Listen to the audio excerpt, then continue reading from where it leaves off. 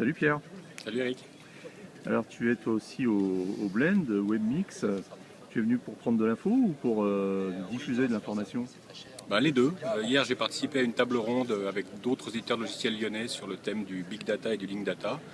Et après j'ai assisté à des conférences et je suis revenu aujourd'hui pour ça.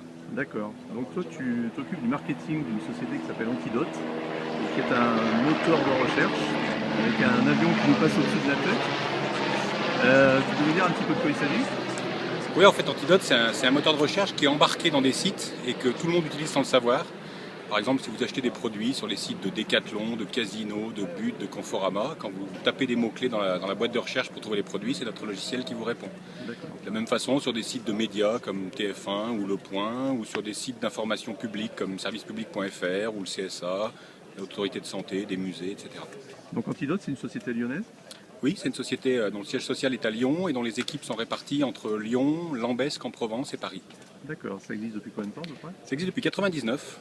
Antidote s'est créé en fait dans le giron d'un fournisseur d'accès Internet qui s'appelait Infony. C'était l'entité R&D d'Infony et quand le marché des fournisseurs d'accès Internet a été pas mal secoué, Antidote a pris son autonomie et a commercialisé sa techno qui était un moteur de recherche. Vous êtes combien aujourd'hui? Aujourd'hui on est 45. D'accord. Et vous avez des développements à l'international? Vous avez des clients internationaux? On fait aujourd'hui à peu près 20% de notre chiffre d'affaires à l'international. On a des clients dans l'Europe proche, mais aussi maintenant aux États-Unis. Et les nouvelles offres qu'on lance ciblent spécifiquement un marché mondial. Et qu'est-ce qui caractérise la technologie par rapport à... Est-ce que vous avez des concurrents ou est-ce que vous êtes un peu seul sur ce marché très spécifique de la recherche sur Internet, enfin embarqué dans les sites en tout cas? Non, alors on a beaucoup de concurrents, y compris des gros, des gens comme Google, Microsoft ont des offres de moteurs de recherche à embarquer sur des sites ou à utiliser dans l'entreprise. On a aussi des clients plus spécialisés en France et en Europe. Ce qui fait la différence vraiment, c'est l'innovation, c'est la technologie. Le fait par exemple que nous on mène en permanence des projets de recherche avec des laboratoires, des universités, des grandes écoles, ça crée de la valeur dans nos solutions et ça crée de la différenciation parce qu'on a des technos très innovantes et originales. D'accord. Et comment ça marche? C'est sous forme de licence, c'est des abonnements à l'année ou vous vendez la solution packagée? Alors historiquement, parce qu'on vient du monde du web, on fournissait nos solutions en SaaS dès l'origine. Donc le cloud et le SaaS, c'est quelque chose qu'on n'a pas découvert hier.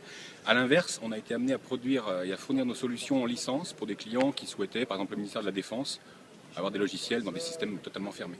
D'accord. Et qu'est-ce que tu as pensé de cette conférence Blend là qui touche à sa fin aujourd'hui? J'ai trouvé intéressant le mélange des acteurs, c'est-à-dire qu'il y a à la fois des startups du web, des sociétés plus installées, il y a des universitaires, il y a des étudiants.